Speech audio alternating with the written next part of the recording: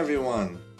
I wanted to share with you some of the changes I've been making to my swing lately. These are some major swing changes, but I wanted to tell a little story first. I tried learning how to play the guitar.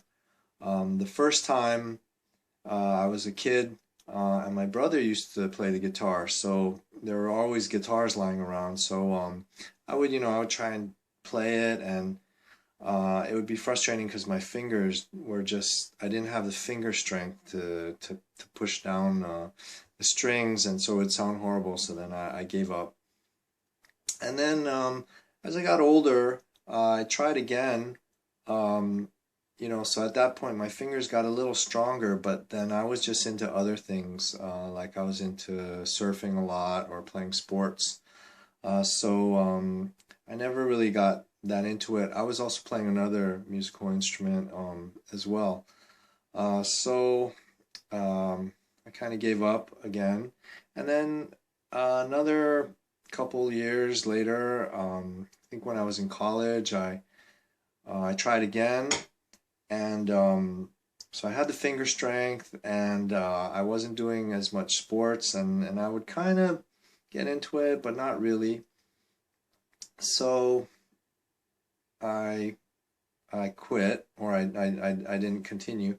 And then finally, about like the fifth time I tried, for some reason, it was at a point in my life where I had this sort of jazz guitar chord book that made it easy to play the chords.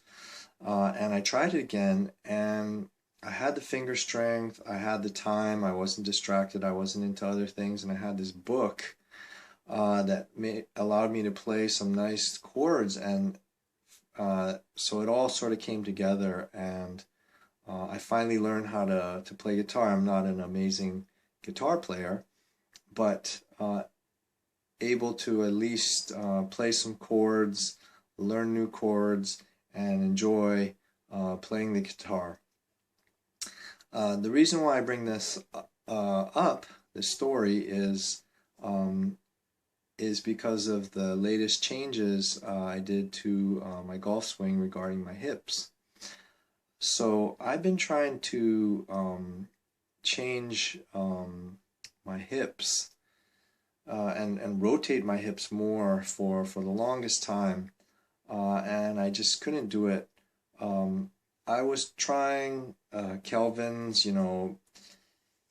external rotation with the left hip, and then external rotation with right hip, and then internal rotation with right hip, and trying to follow all that stuff, and it just I tried it before, the whole squat move, the marching move, and it just never really worked for me. I was also trying to work on other things, so throughout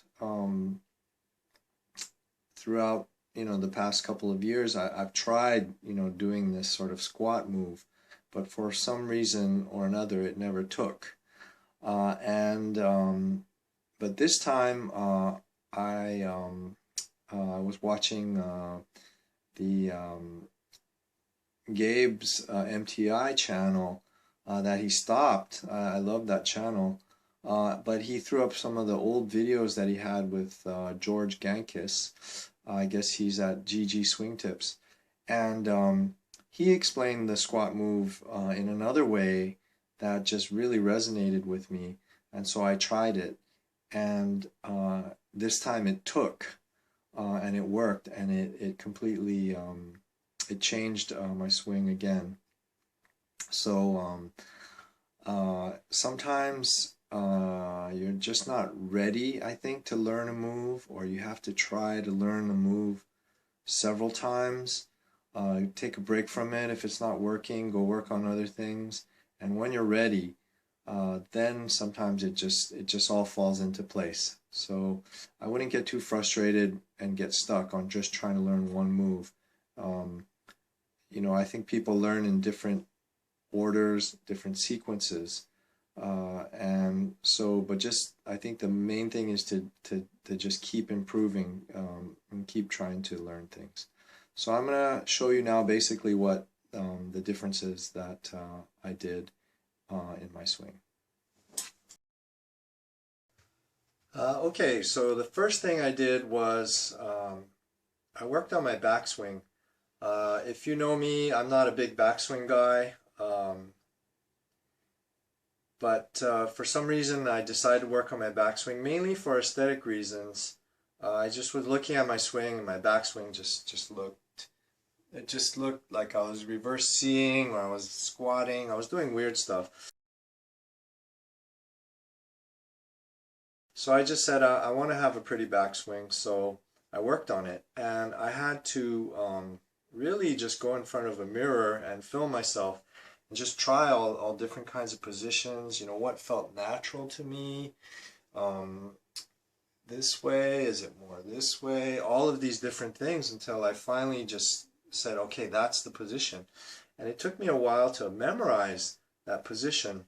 And I found a swing thought for me that helps, which is basically I grab the club and I put it in front of me and I keep my hands in front of my torso, and I just say to myself, just turn like a robot. So just turn like a robot, like that.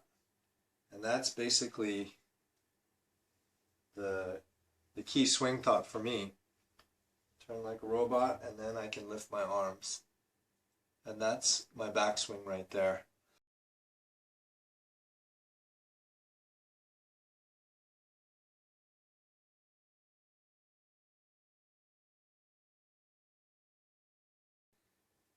And so then the next big thing that I've been working on are the hips. So once again, with this new backswing is I did the hip, the knee kick out, and the thing that really worked for me, the thought that worked for me is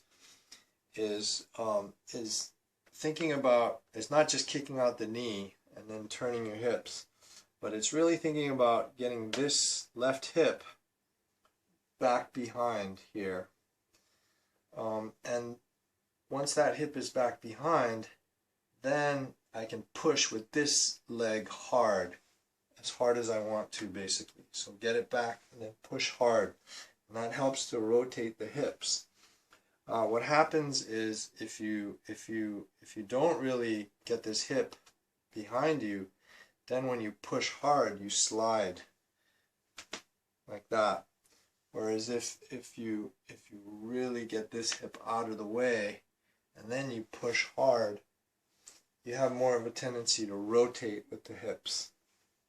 And that's what George Gankis explained in one of his videos that I saw. And that just really resonated with me. And so much more than like external rotation, internal rotation, and all this. One other thing is I wasn't firing this back leg. I was just I tried that marching move thing and I wasn't doing it. It just wasn't working for me. So what really worked is that pulling this hip back and then pushing forward hard with this back leg. Just some other things are what I would do as a really nice little drill is just pull back this hip and then just stop right here, and then just keeping the arms back with hitting the ball is just fire.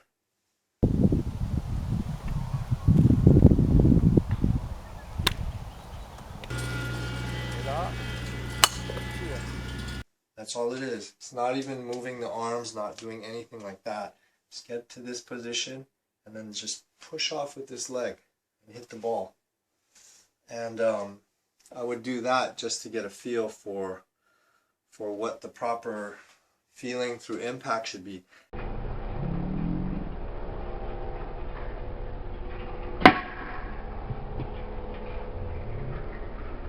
So I would highly recommend just doing these little half shots just like that. So another important thing I want to talk about is in my 10,000 swings video, I talked about getting my shoulders square, so a feeling of coming over the top and then going under like that. So that was the way I was doing it, is coming over the top and then swinging under. And it was a hard thing to sequence. Doing it this way, it's a different way of doing it, but I find it's easier, a lot easier to do it, and I think it's more correct. So what happens now is you come up to the top, and when you kick out the hips like that, that's actually what squares your shoulders. Instead of trying to come over the top, is just keep your arms in place and then just pull that hip, and then my shoulders are square. And then the second part is just fire this back leg, fire the back leg, and that's what will give you, just, you know, because you're trying to hit the ball, the lateral side bend.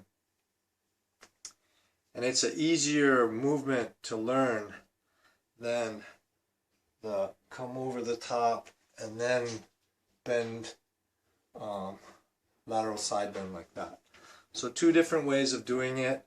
I believe now the second way is the correct way of doing it, and to me, it rotates your hips a lot more. My game has changed. Thanks to that, it's become a lot more consistent. I've been driving the ball really well, much better than before, and I'm still working on this swing change, so it's not 100%, but it's getting there, and I think my swing is looking a lot better. So give that a try. Hopefully it'll work for you. It worked for me. Thanks.